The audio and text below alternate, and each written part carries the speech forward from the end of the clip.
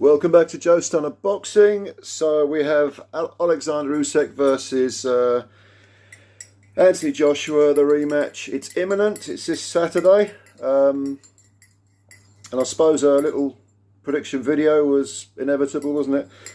Let's start with Joshua. I think there's a big advantage, or an improvement, if you like, as far as Joshua's concerned, in that the fight did not take place when it should have done. The rematch was imminent. Instead, there was a whole business with Usyk going back to Ukraine because of the situation over there with the Russian invasion. And I think this has given Joshua more time to get himself together mentally. I mean, as far as his training team, which was in absolute chaos following the defeat, because he got rid of Rob McCracken, he then did the whole shopping around the US for a new trainer, settled on Robert Garcia. Initially, of course, it was Angel Fernandez who was going to be his head trainer. Too many cooks spoil the broth. This old saying is true. Joshua's team seemed to be just in limbo, if you like, at best, if not in chaos. And I think his head was in the same place. I think his head was his mentality. I mean, he gave that sort of infamous IFL interview where he just talked a load of contradictory, bewildering, wannabe tough guy nonsense. It was almost like he sort of flitted between someone who was being incredibly open and you know, honest about the situation to someone who was like a 13-year-old boy trying to be a tough guy, talking a lot of nonsense. And he just seemed all over the place, absolutely all over the place.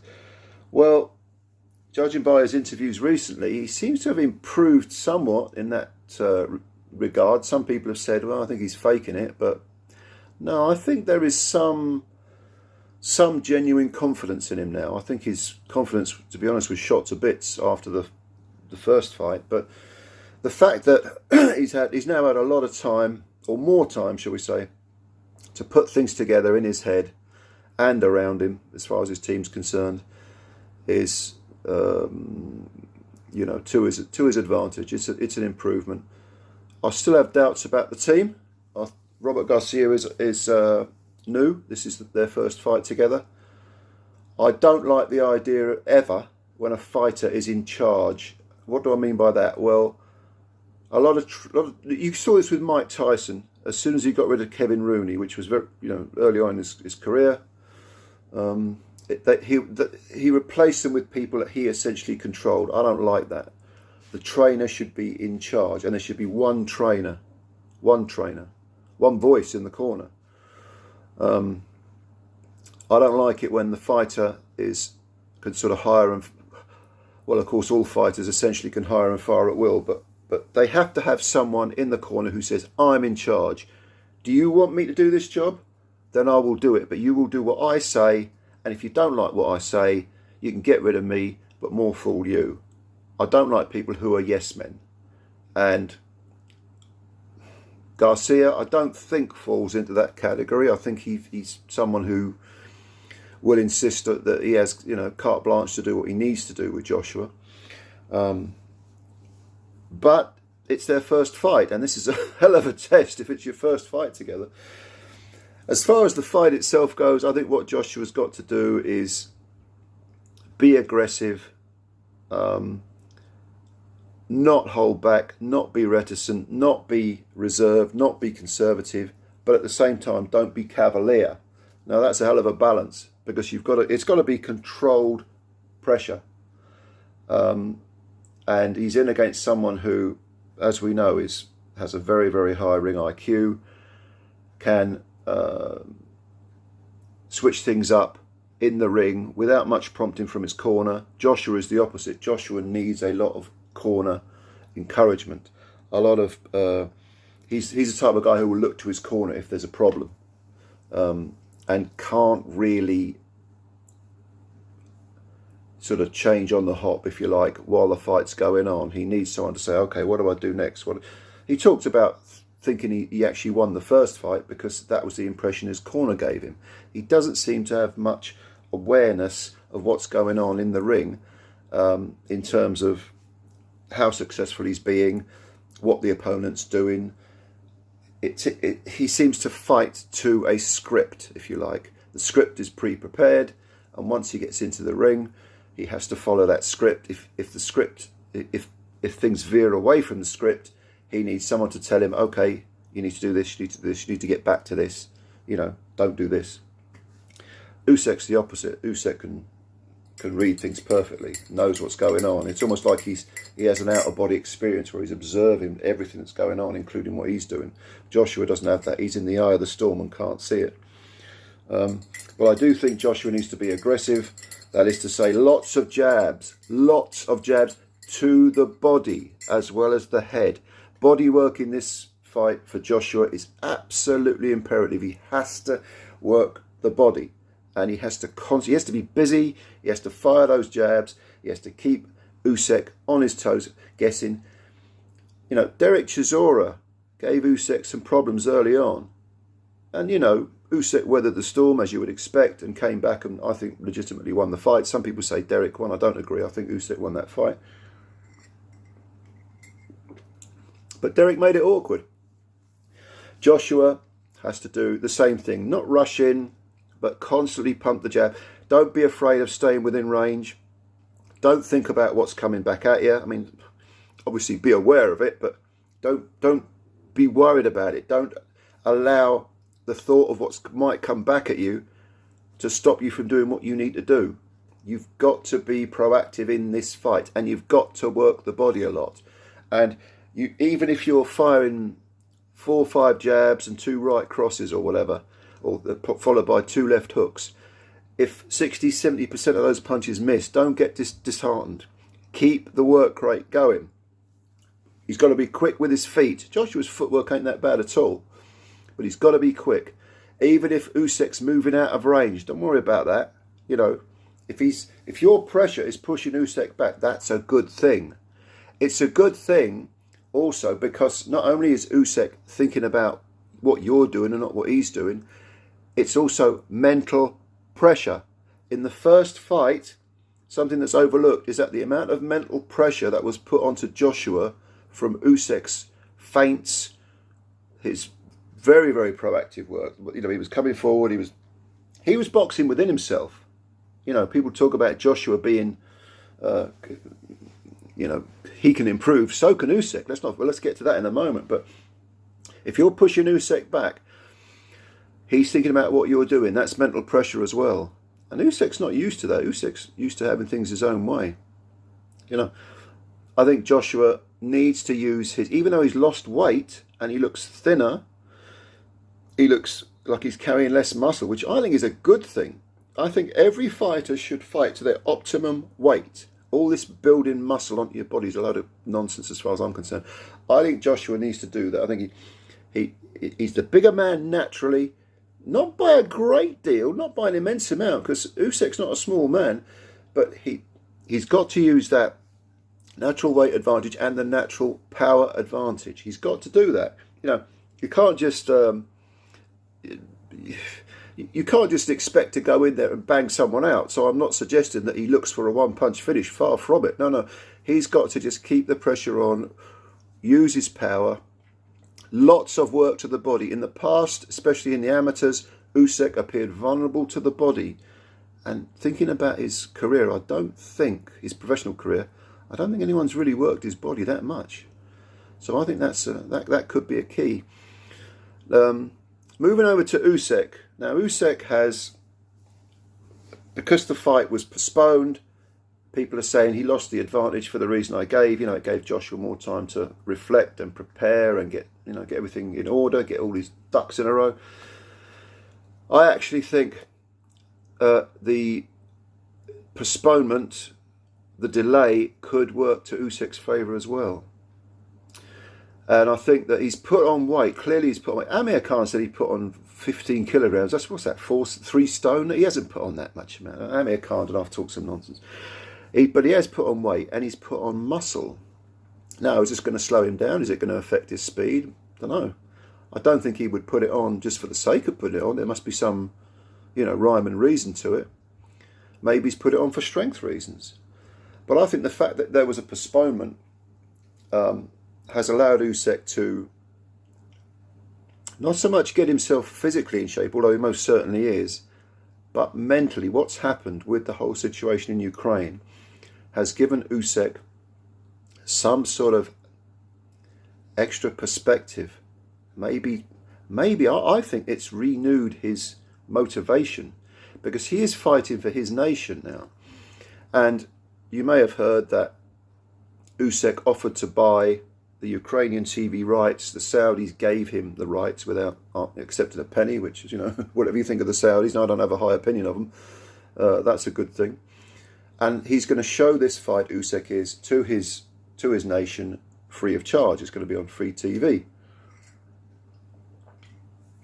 You've seen him wearing those colours of freedom t-shirts, Ukrainian colours. Clearly, he has a cause. And when someone has a cause, they're dangerous, because they stay motivated. They run the extra mile. They do the extra round in sparring. They may lift that extra weight. It certainly looks like Usyk's be lifting weights.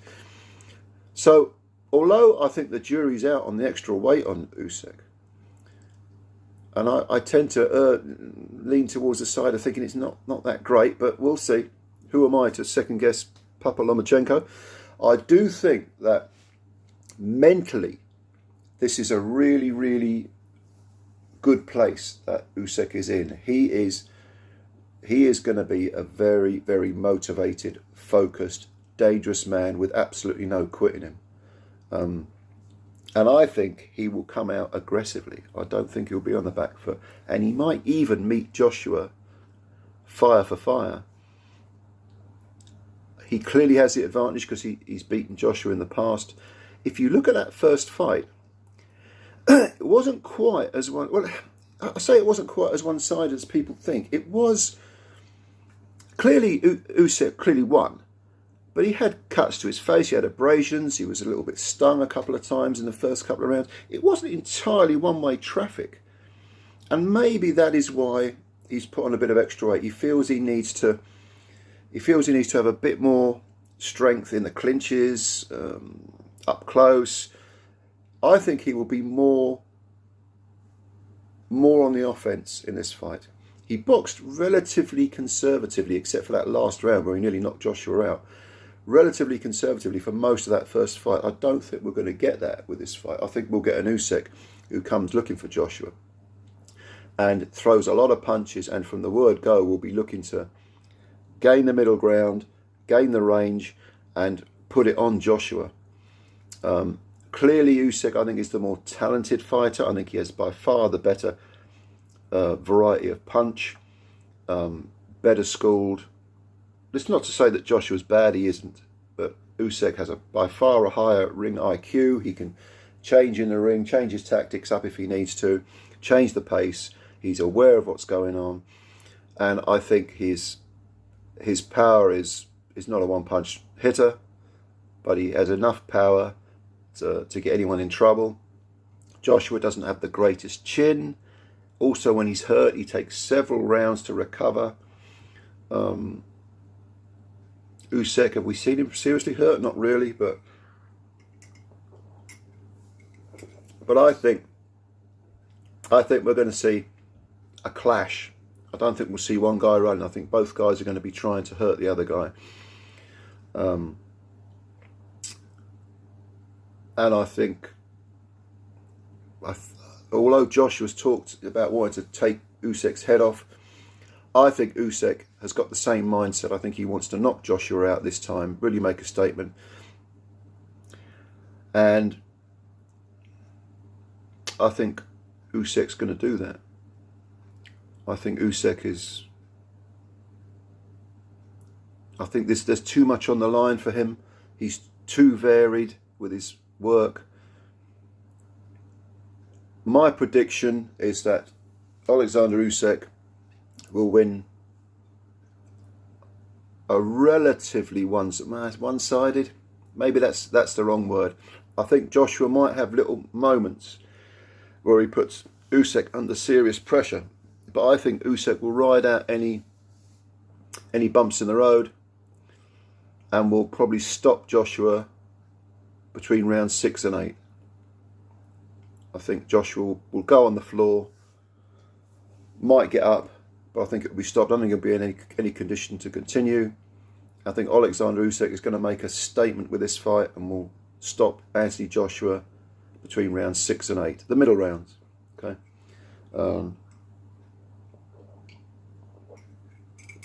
Can Joshua win? Yes, of course he can. He's got power. But I just think this is going to be Usyk's statement.